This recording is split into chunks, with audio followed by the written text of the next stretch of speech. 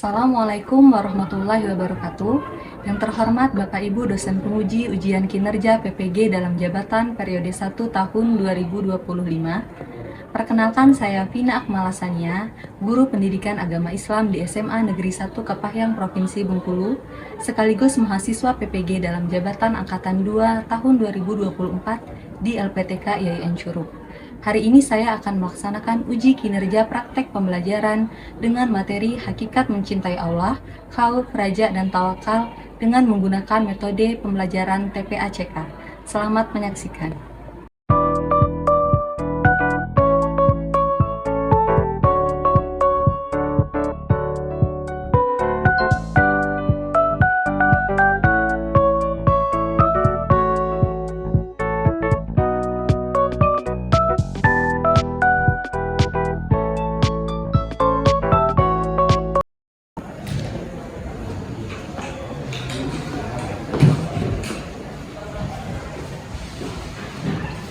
Assalamualaikum warahmatullahi wabarakatuh. Waalaikumsalam warahmatullahi wabarakatuh. Apa kabarnya anak-anak? Baik. Alhamdulillah baik semua ya. Sebelum kita mulai pelajaran, tetaplah tolong pimpin dulu doa terlebih dahulu. Siap, berdoa dimulai. Bismillahirrahmanirrahim. Rabbi zidni ilma warzuqni fahma. Amin ya rabbal alamin. Bismillahirrahmanirrahim. Inna a'tainakal kautsar fasholli li rabbika wanhar. Inna syani'aka huwal abtar. Shadaqallahul azim. Ibu absen dulu ya. Adlan, Hadir. Yoga, Hadir.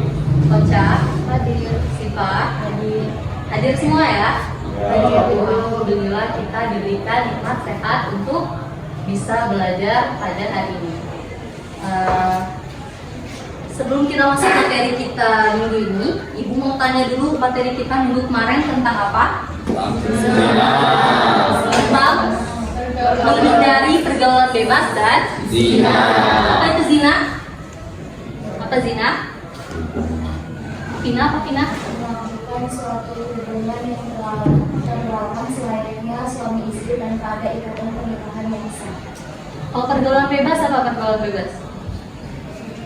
Pergaulan yang melanggar norma. Pergaulan yang melanggar norma agama maupun norma hukum.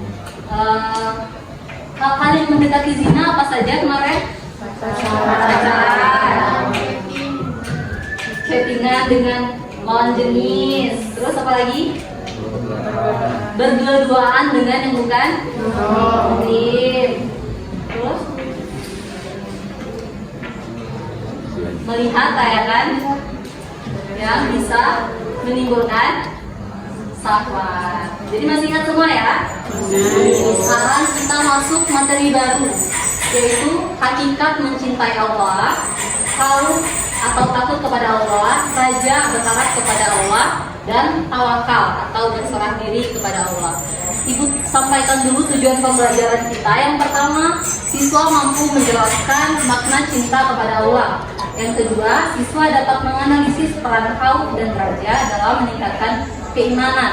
Yang ketiga, siswa mampu memberikan contoh penerapan sikap tawakal dalam kehidupan sehari-hari. Dan siswa mampu menunjukkan sikap yang mencerminkan bentuk cinta kepada Allah. Sebelum kita mulai pelajaran, di sini ada video pendek. Silakan kalian tonton terlebih dahulu. Setelah itu Ibu akan tanyakan apa pesan dan makna yang ada pada video berikut.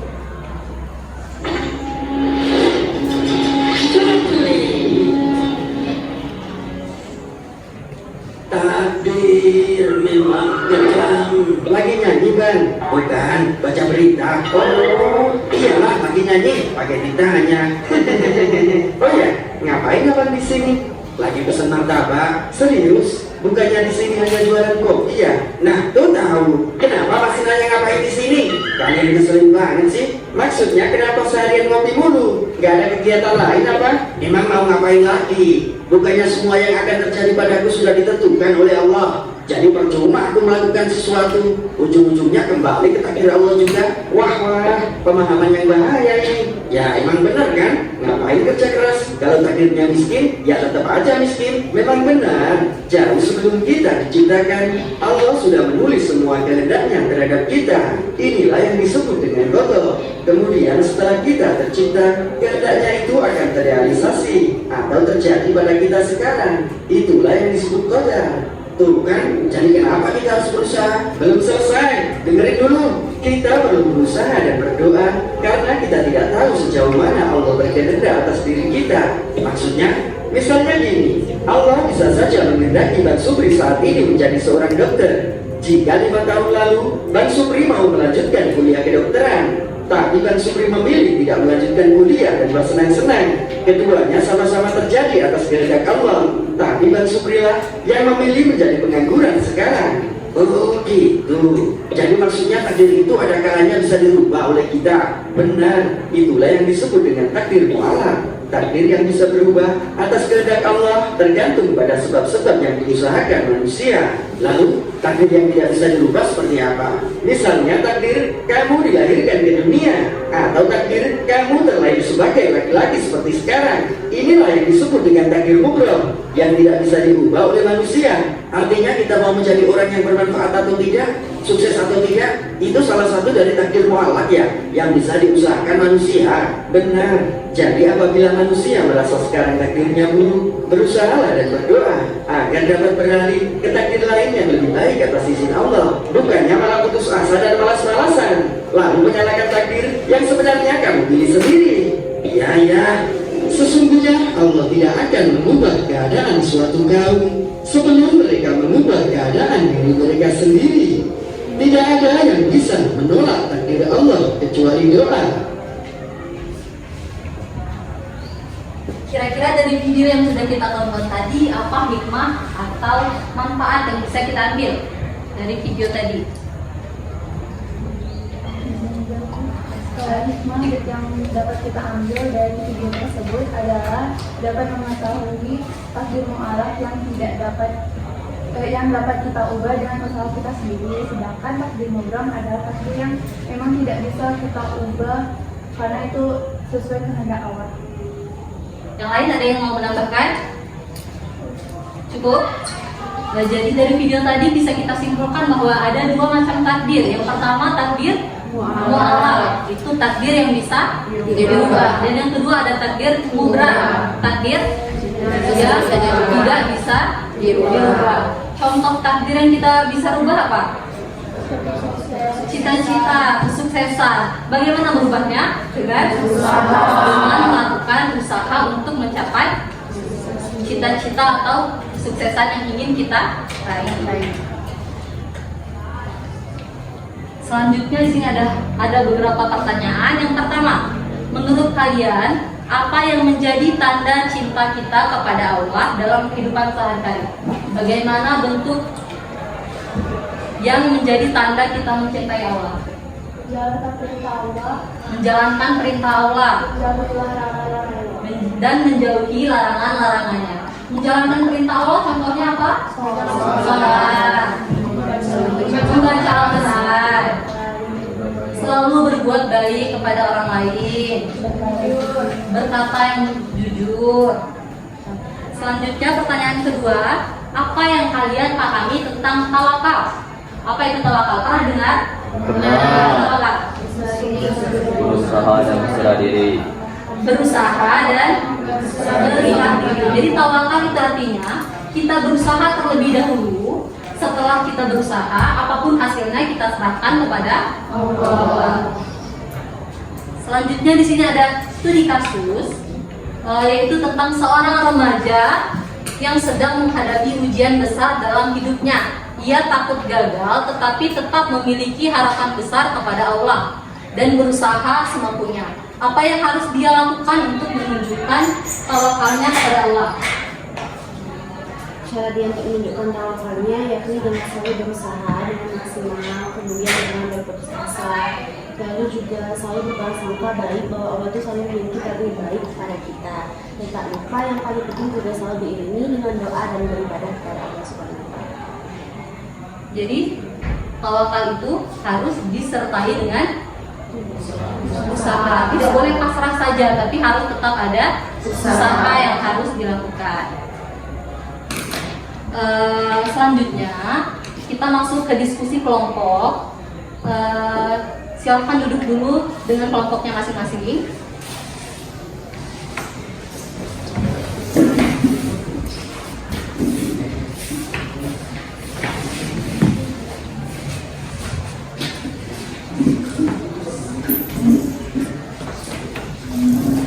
Sudah. Kelompok 1 tugasnya tentang mahabbatullah atau mencintai Allah. Qurannya Quran surah Al-Baqarah ayat 165. Kelompok 2 itu tentang khauf atau takut kepada Allah. Kelompok 3 itu tentang raja atau berharap kepada Allah. Dan kelompok 4 itu tawakal atau berserah diri kepada Allah. Tugasnya silahkan kalian buat PowerPoint. PowerPoint-nya boleh kalian buat di Canva atau aplikasi lainnya. Setelah itu kalau sudah membuat presentasinya, kita akan presentasi ke depan. Silahkan kalian buat dulu PowerPoint-nya.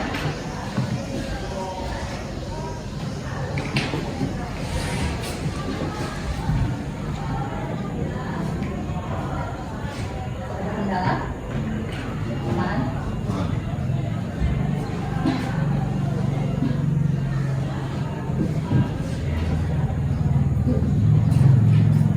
Sudah? Sudah?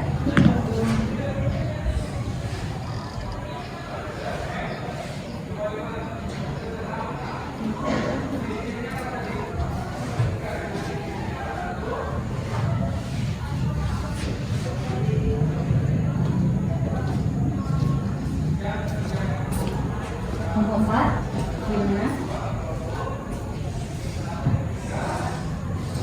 Aman?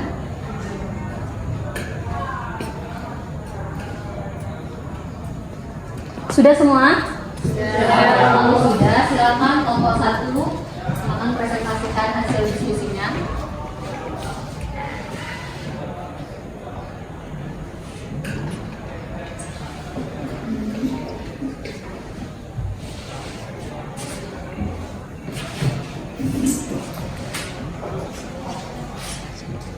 Baiklah, Assalamualaikum warahmatullahi wabarakatuh.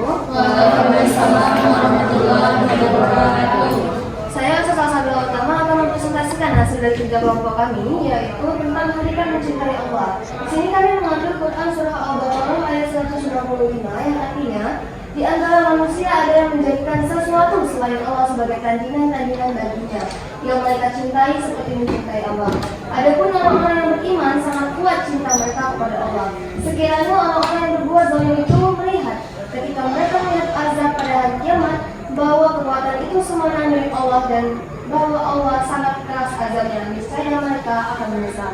Di sini kita mengambil 3 kesimpulan dari makna Quran surah Al-Baqarah ayat 165. Yang pertama, bahwasanya banyak sekali manusia yang menjadikan sesuatu selain Allah itu sebagai hal yang paling ia cintai. Contohnya saja, ia mencintai pacarnya lebih besar ketimbang ia mencintai Allah. Yang kemudian, yang kedua itu adanya manusia yang menyesal. Mereka yang zalim akan menyesal bahwasanya tidak mencintai Allah karena azab yang lebih pedih. Dan yang ketiga, kita sebagai umat beriman atau umat beragama Islam harus mencintai Allah Subhanahu wa Ta'ala dengan sepenuh hati. Definisi mencintai Allah yang itu cinta sejati. Tahu cinta sejati? Iya, cinta yang tulus. Kemudian ada ketundukan dan kepasahan. Di mana di sini kita tunduk kepada Allah dan menaati segala yang Ia perintahkan. Tanda-tanda mencintai Allah yaitu yang pertama adalah taat dalam ibadah, yang kedua yaitu merasa rindu kepada Allah, yang ketiga itu khusyuk dalam beribadah. Mencintai Allah itu mendapatkan beberapa manfaat. Yang pertama, ketenangan jiwa. Yang kedua, perlindungan. Yang ketiga, keberuntungan. Boleh next? Langkah-langkah mencintai Allah yang pertama itu apa? Ada yang tahu? Mengenal Allah. Tak kenal maka tak sayang maka tak cinta. Oke. Berarti yang pertama itu mengenal Allah melalui Al-Quran. Yang kedua, memperbanyak ibadah dan zikir. Yang ketiga, memupuk rasa syukur atas segala yang diberikan oleh Allah. Yang next, tantangan dalam mencintai Allah. Yang pertama yaitu godaan dunia. Godaan dunia merupakan tantangan yang sangat berat ketika kita alami di dunia. Yang kemudian ada sifat manusia yaitu kesombongan. Mereka merasa mereka paling tinggi dan tidak membutuhkan Allah. Yang kemudian ada ketidaktahuan tentang rasa cinta kepada Allah. Boleh next? Kesimpulan dan motivasi. Mencintai Allah adalah sebuah perjalanan yang indah dan penuh tantangan, namun akan selalu berbuah manis. Semoga kita semua mendapatkan hidayah dan cinta sejati kepada Allah Subhanahu wa taala. Amin amin ya rabbal alamin. Mungkin itu saja ada yang ditanyakan?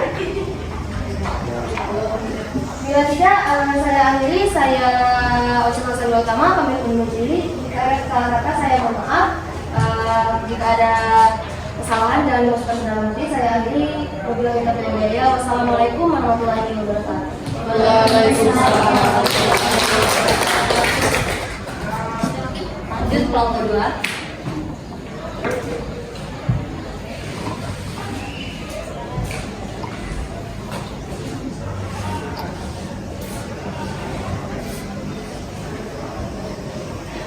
Bismillahirrahmanirrahim. Assalamualaikum warahmatullahi wabarakatuh. Saya perwakilan dari kelompok 2 akan mempresentasikan hasil diskusi kami. Di dalam surat As-Sajdah ayat 16, di dalam surat tersebut memiliki pesan mengisyaratkan bahwa segala sesuatu yang sudah pantasnya bersujud kepada Allah Subhanahu wa taala, baik malaikat, jin, ruh maupun manusia ataupun akal sehat yang sudah sempurna. Kemudian pengertian takut kepada Allah merupakan perasaan hormat dan penghormatan yang dalam terhadap Allah disertai kesadaran akan ketakutan dan kebesarannya. Ketakutan positif bukan ketakutan yang melahirkan rasa takut, tapi ketakutan yang melahirkan rasa hormat, cinta, dan ketaatan. Motivasi spiritual membimbing seseorang untuk menghindari perbuatan dosa dan mendekatkan diri kepada Allah. Pentingnya takut kepada Allah menjadi dasar bagi kehidupan yang bermakna dan penuh berkah. 1. Mencegah perbuatan dosa. Ketakutan akan hukuman Allah membuat seseorang menghindari perbuatan yang diharamkan. 2.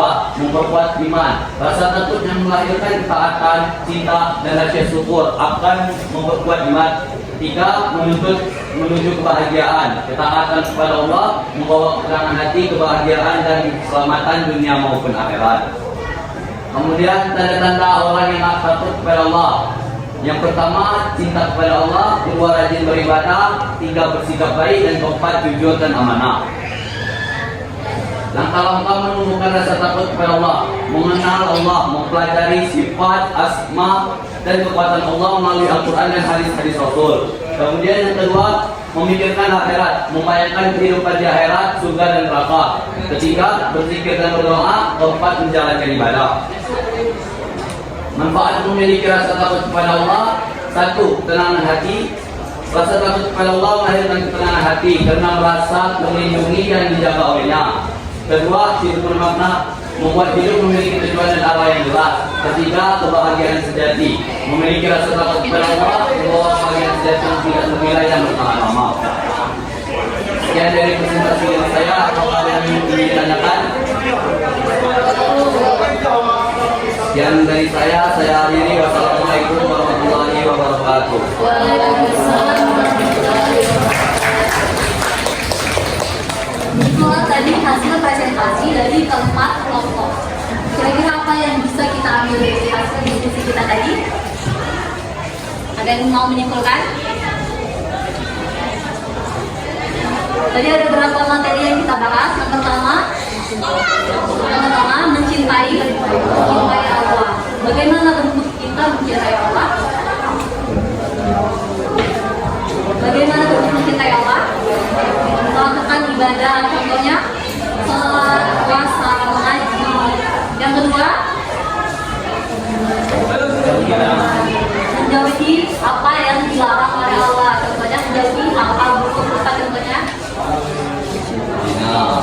menghindari zina, menghindari pergaulan yang buruk, menghindari perkataan yang kotor.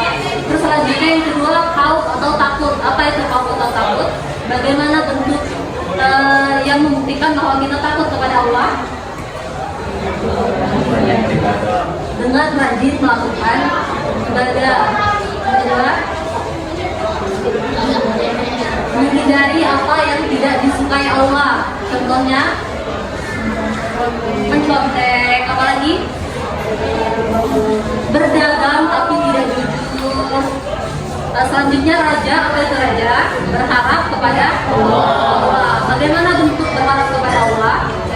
Dengan giat. Belajar dengan giat, berusaha dengan sungguh-sungguh. Dan yang terakhir itu apa itu tawakal?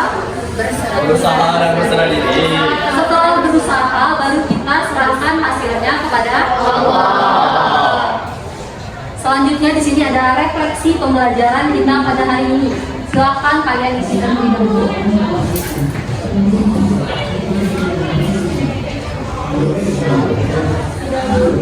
Sudah? Selanjutnya